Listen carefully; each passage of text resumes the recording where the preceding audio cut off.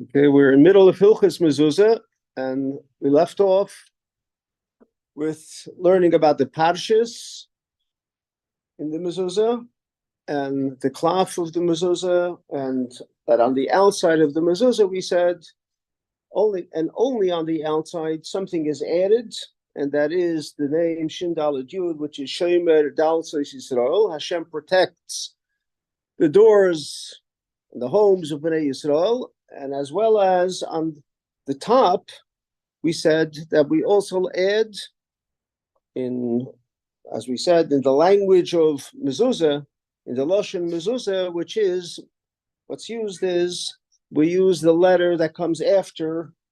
So the Yud, it's Hashem Elokeinu Hashem, and Hashem Elokeinu Hashem is written with, the Yud has a Chav, and the Hey has a Vav, and then the Vav has a Zayin.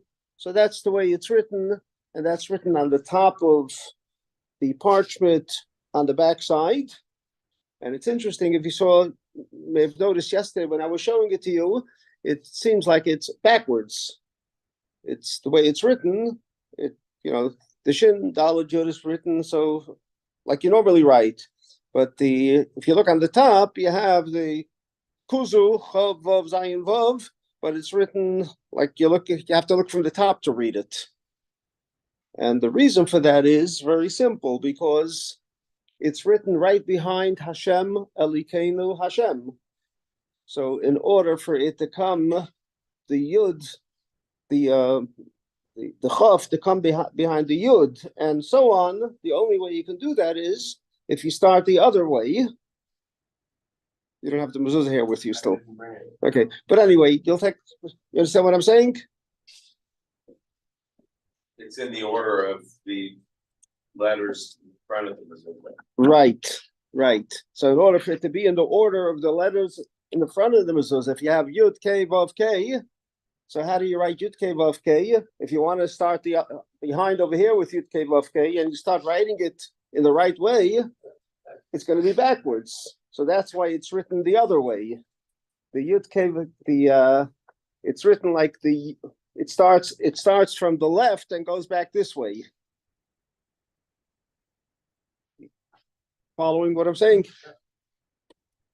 Yeah. Anyway, next time. Letter for the sub. Oh wait, there's no MS in there. No, Hashem Elokeinu Hashem. And actually, the Shin Daled Yud is behind the V'hoya Im Shomaya, in back of the V'hoya. That's where the Shin Daled Yud is written. Okay, so but the point of this really is that Rambam actually makes it very clear that once upon a time there were those that, in addition to the two parshas that we said, Shema and V'hoya Im Shomaya, that have to be written in the mezuzahs, they would write some other names, Shemus Malachim. They would write names of different angels, maybe Malach Michal, Malach Gavriel, and so on, figuring that this is an extra Shmira, an extra protection if you write another name of a certain Malach, or whatever was written. And there were those that would do that. And the Rambam writes very clearly, you're not allowed to do that.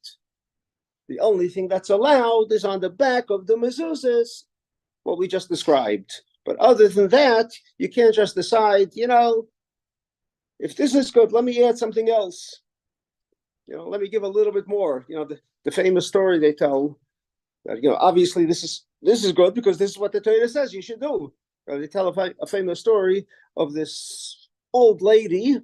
They tell about, everything is told about an old lady, but it can be told about an old man, and who was in shul on Yom Kippur. And she was somebody that wasn't familiar with a whole lot, but she knows Yom Kippur, you have to come to shul. And she's in shul the whole Yom Kippur. And then during the break between Musaf and Mincha, the rabbi's taking a walk, and she's taking a walk, and the rabbi sees that she happens to be passing by a church, and she stops there to say something. So he says to her, "What are you, crazy? You just finished davening in shul Yom Kippur." And so she says, "It's Yom Kippur today. I figured, what do I care? I'll try this too. It's a Yom Kippur." It's a day like in Kippur, so let me cover all my bases.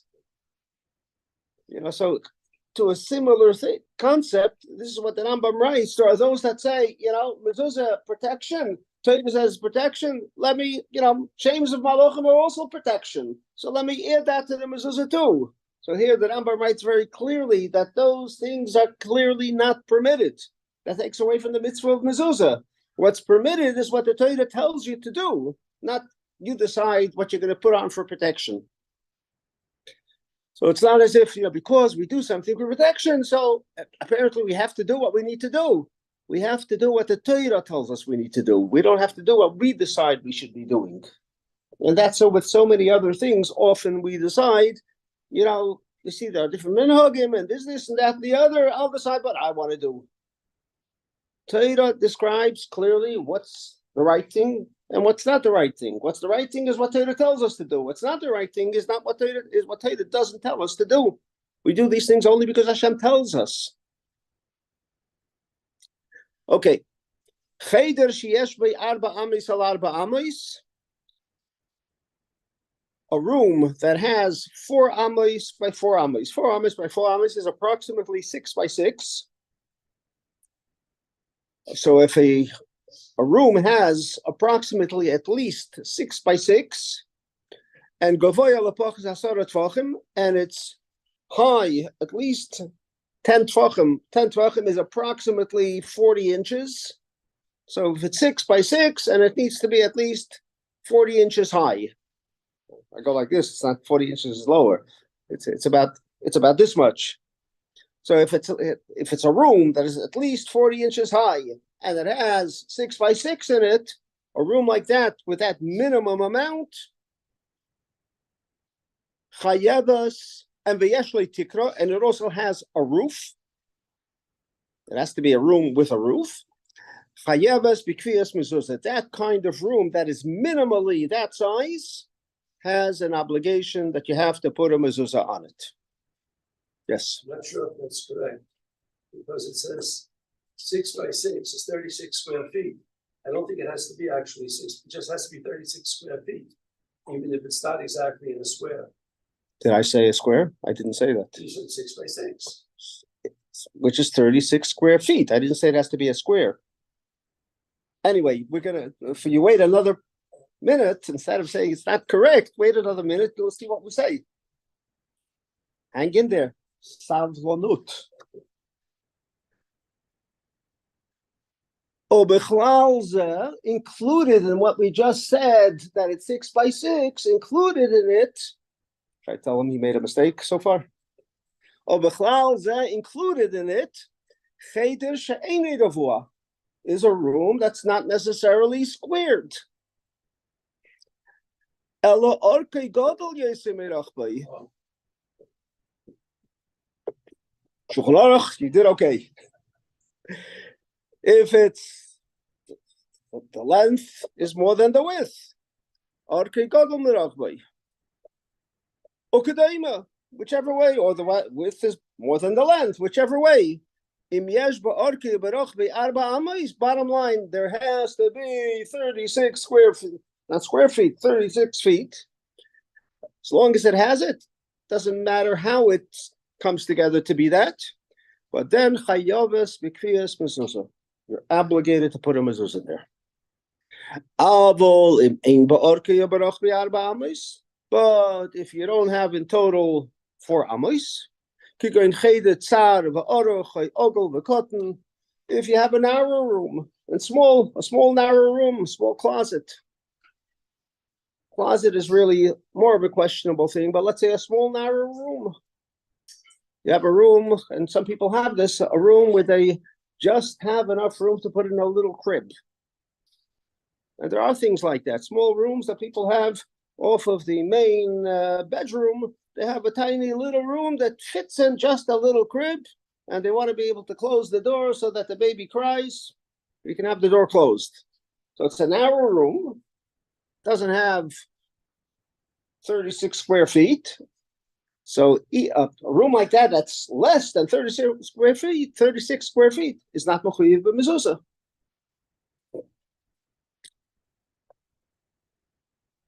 So too, if it's a round room and it doesn't have that amount of feet. Pittsburgh closet, a narrow one. So again, a closet is a different halacha. Here we're talking about rooms, but a closet is also mechuyev in a mezuzah under the if it's a big one. But again, what's a big one? If it has that amount of footage. So the average, yeah. So the average closet does not have it, but there are some you have to actually measure it to see. But there are some that do. So again, the question is, does it have the amount or doesn't it? And again, it doesn't matter which way it has it. If it has it, it has it. And only then is it mechuyev b'mezuzah. Does that mean to say that in a small room, like you said, with a crib in a tiny room, doesn't need a mezuzah? The mezuzah on the bigger room goes for that also. Yeah? Correct. It's Well, like part of the bigger room. well, either that or it's a room that is not mechuyev b'mezuzah. So the front door is, sufficient for that. Whichever one you want to say goes for what? Well, the baby has a shmira. A baby only wouldn't have a shmira if it's in a room that needs a mezuzah and doesn't have one. Otherwise, the house has a mezuzah in it. So it's like not every passage in the house has a mezuzah. If it doesn't, it's because the front door has a mezuzah. If there's a separate room that's obligated to have independently a mezuzah and it doesn't, then it's a problem. But even then, the front door has one. So, there's still something to it. If a person doesn't have a mezuzah on every door, but at least has on the front door, so that in addition to the front door, you need one on each door as well. So again, from your perspective, you have that shmira because the front door has one. Then the front door has one, and all the others also. And this one doesn't have it, so this one doesn't have it. This one doesn't need it. So it's like back to what Torah doesn't tell us you have to put a mezuzah on. It's not if you're going to put a mezuzah, there's an extra shmira. Torah tells you for a shmira, you need a mezuzah in certain areas. In areas that you don't need, you don't need. Although we'll learn that there are certain times where it's questionable. When we say questionable, there are certain places, certain rooms that according to most opinions, or according to the opinion that the halacha is like, it doesn't need a mezuzah. But then there are some opinions that say it does need.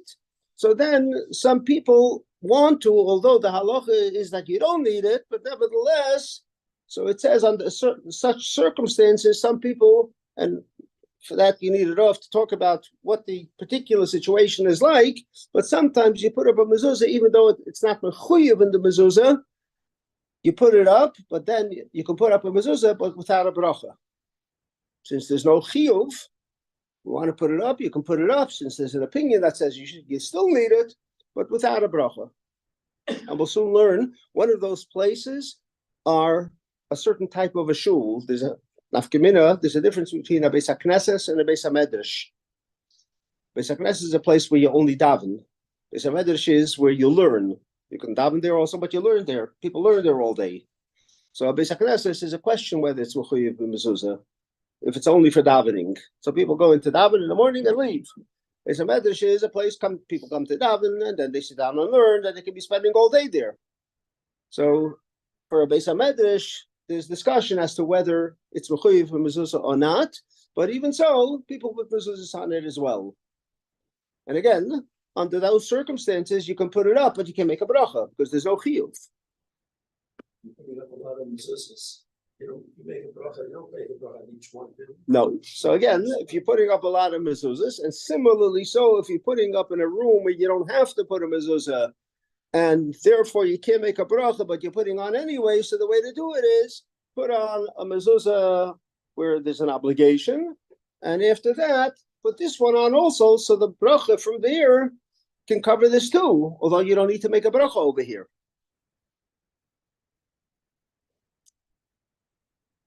Or, as we said, it's not that you don't need to. If you don't need to, certainly then you don't put a mezuzah. But since it's a question, and there's different opinions, and according to some opinions you may have to, but it's questionable, so you can't make a bracha. But what you can do is, make the bracha on one that is certain that it's mechuyev, and it can cover the other one too. And under those circumstances, obviously, what you want to do is try to be sure, as we learned halacha with tefillin, where we make a bracha on Rashi, and it covers the Rabbeinu Tam too. And we said that you try to put the Rabbeinu Tam's tefillin right after the Rashi's, so there's no interruption. Similarly, so in this case, if that's what you want to do with the mezuzahs, make sure to not be mafsik, not interrupt between the mezuzah that you put on with the bracha to the other rooms that you're putting on, and they also need a bracha, or you want the bracha to cover this. Try not to interrupt in between with things that are not for the necessity of the mezuzah itself.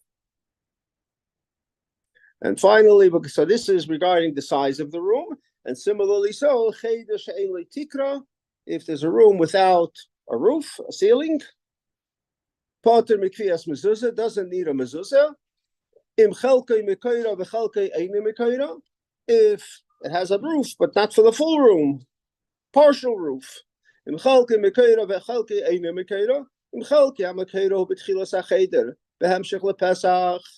the part that has the roof is next to the door, and the part that doesn't have the roof is past the doorway, so you have a part of the room that has a roof that's next to the doorway, plus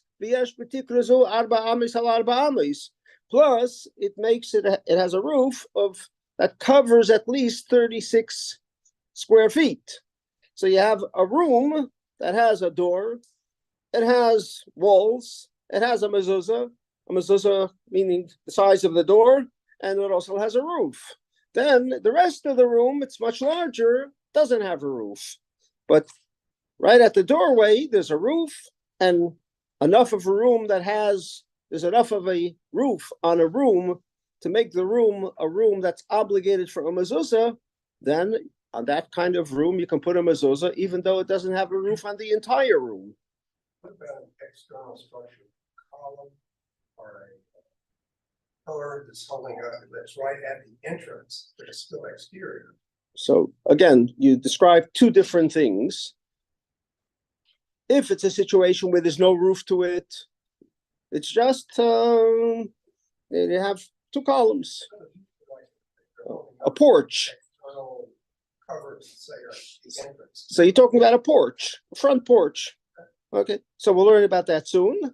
And basically, the halacha would be that you are obligated because there are walls, and in this case, walls, the beams can be considered that, which is the mezuzah. That the key here doesn't have to be that there are a lot of walls. It doesn't have to be totally walled, but it has to have a roof. So there's the difference between the roofs or the ceiling and the walls. But we'll learn about it soon, because there's a place that says that a porch does. And today, some people have mezuzahs on porches and some don't, and we'll soon see why the difference and why we actually do put mezuzahs on the porches, and we'll talk about that.